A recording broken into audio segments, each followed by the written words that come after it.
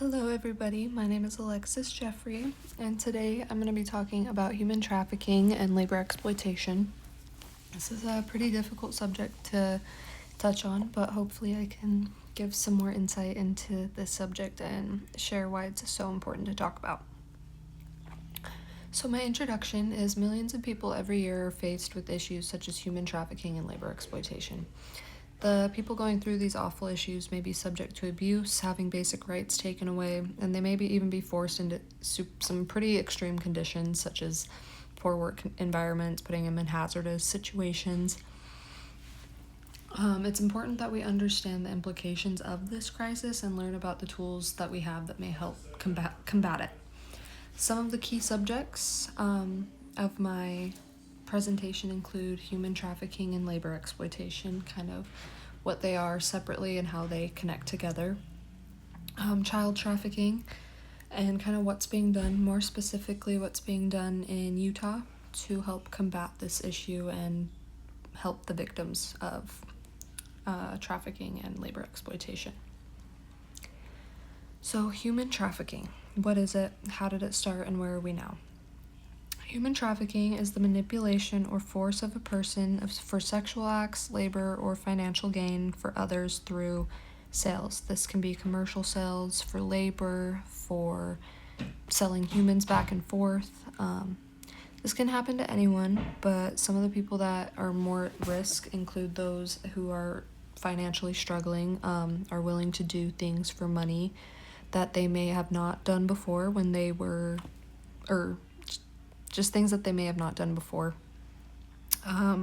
but they are in need of money, so they do it now.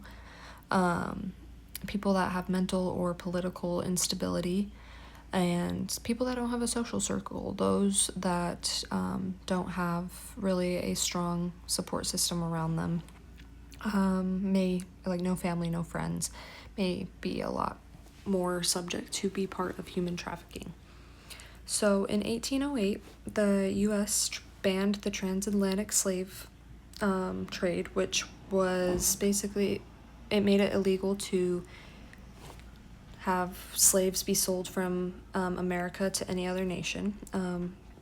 It also had the ability to stop the slave cargo ships from coming through, so basically no slaves were allowed to be sold from America or come into America. Along with that, in 1910, the Mann Act was enacted, and this made it a federal law that basically anybody that was caught transporting people across state lines, usually for prostitution or exploitive favors, they'd be penalized, and they'd be penalized harsh. These laws were put into place to basically help stop trafficking from happening, labor exploitation from happening. And even though these laws are in place, labor trafficking and human trafficking is still a very, very big issue in the world of today. So from the years 2000 to 2018, which is pretty recent, the TVPA Act was, which is the Trafficking Victims Protection Act, allowed for the 3 Ps for human trafficking victims. This was protection, prevention, and prosecution.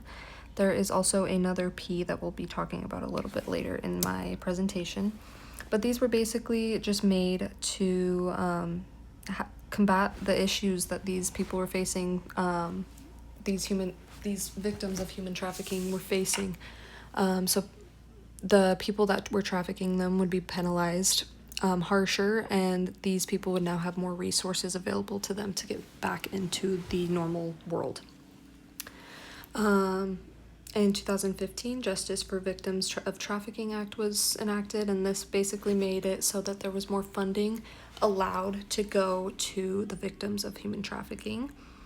And then in 2018, the FOSTA ESTA laws came into play, and this kind of relates more to online sex trafficking, but with the internet being such a big part of today's world, this basically made it illegal to partake in sex trafficking over online devices. There is a pretty big debate on whether or not this law helps or hurts those being trafficked, as people now know about, like, it's harder for the perpetrators to be caught. Basically, they put up more barriers, dig deeper, make it harder for them to be found.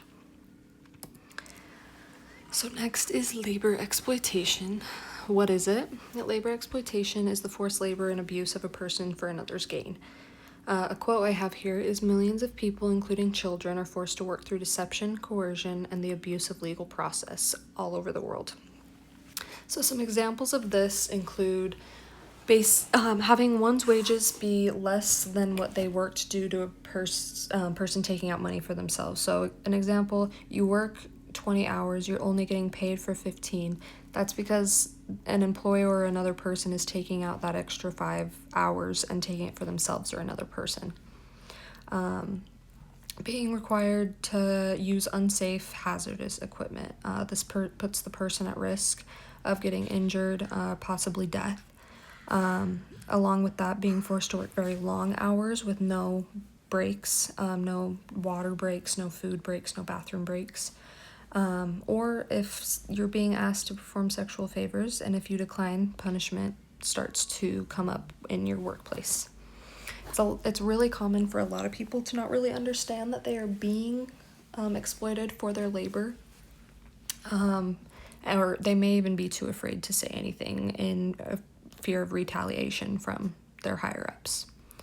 So some types of exploitation and trafficking you may see is forced labor and sexual acts, which we've talked about, forced marriage, domestic servitude, which is basically like modern slavery when one person buys another and forces them to do things for them under a household, and child soldiers, so like children that are forced into the military to fight for their country far too young.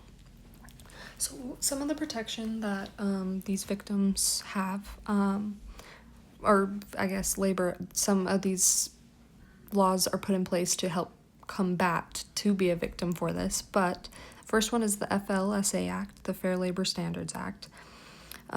This set basically a federal minimum wage. It made it so that you can be paid more when you work past your hours, so overtime pay. And it made it so it was illegal for employers to hire minors, as well as it made them required to keep logs of how many hours their employers worked and how much they were getting paid. The next protection was the OSHA Act, which was the Occupational Safety and Health Act. I use this a lot being in healthcare, but it was created in 1970 and it made a requirement for safe working conditions, and those who did not follow these conditions were basically subject to very severe consequences. The TVPA Act, which we have already talked about a little bit, the Trafficking Victims Protective Act, was an act that aimed to protect victims and increase penalties for those involved in exploitations, and allowed for clear representation of what these exploitations looked like.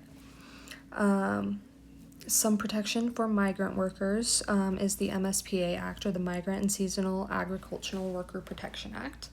This basically protects the rights of migrant workers. It allows them to receive fair wages, work conditions, transparency with their employer, allows for housing and transportation, things like that.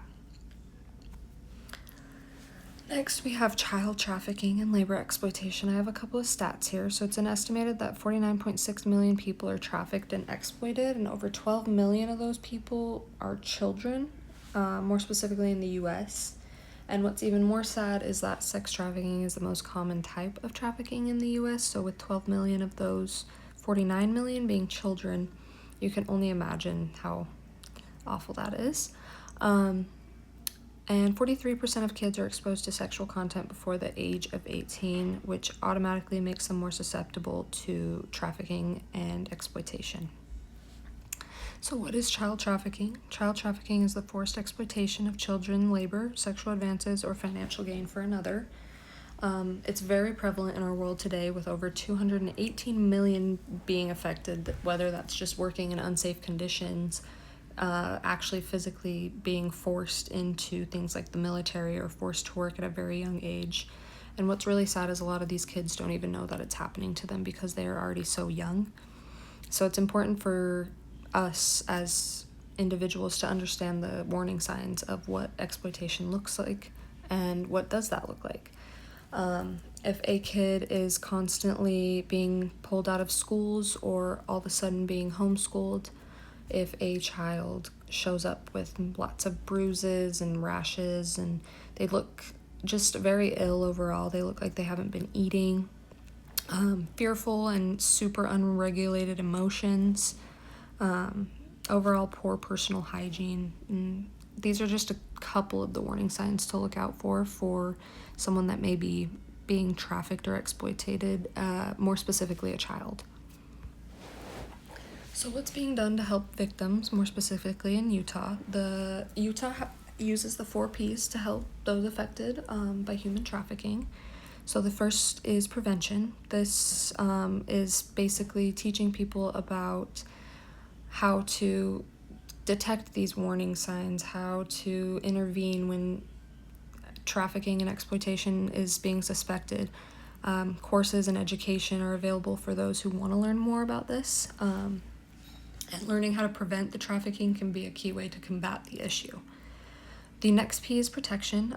Victims of human trafficking have lots of resources available to them to basically come back to living a normal life, such as mental health services, medical services, housing and legal services. It's important for victims to feel like they can lead a normal life even though they've had some pretty traumatic things happen to them.